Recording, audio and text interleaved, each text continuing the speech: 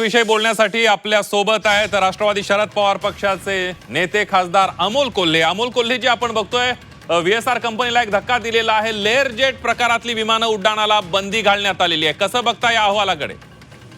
नाही, केवळ या अहवालाच्या पलीकडे जाऊन मुळात ज्या गोष्टीमुळे ही सगळी प्रक्रिया सुरू झाली ते आमदार रोहित पवारांनी उभे केलेले जे प्रश्न आहेत त्याची सखोल चौकशी होणं गरजेचं आहे. आणि त्याच बरोबरीने केवळ हा अपघात नाही पण एअर वर्दीनेस, आपण ज्या विमानात पाऊल ठेवतो त्या विमानाचा एअर वर्दीनेस जाणण्याचा अधिकार खरं तर प्रत्येक प्रवाशाला असला पाहिजे. नॉट ओनली चार्टर्ड फ्लाईट, प्रत्येक प्रवाशाला असला पाहिजे. दुर्दैवानं DGCA कडून या सगळ्या प्रोसेसमध्ये वर्षातून एकदा तपासणी होते.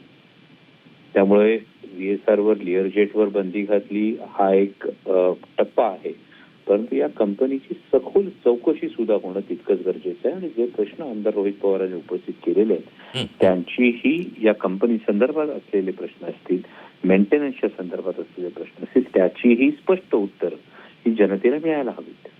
अगदी अमोल कोल्हेजी, एक प्रश्न अमोल मिटकरी यांनी या ठिकाणी आता झी 24 ताशी बोलताना उपस्थित केला की VSR वर कारवाई झाली ठीक आहे, पण DGCAच्या अधिकाऱ्यांची चौकशी कधी होणार? कारण ते सुद्धा तितकेच दोषी आहेत असं त्यांचं म्हणणं आहे. तुमचं काय म्हणणं आहे? त्यांची चौकशी होऊन त्यांच्यातल्या दोषींवर कारवाई व्हायला हवी.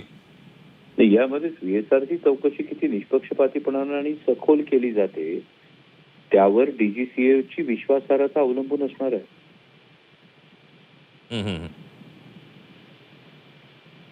अगदी DGCAवर विश्वासार्हता टिकवण्यासाठी VSRची जी सखोल चौकशीचे सगळे प्रश्न उपस्थित केले गेलेले आहेत.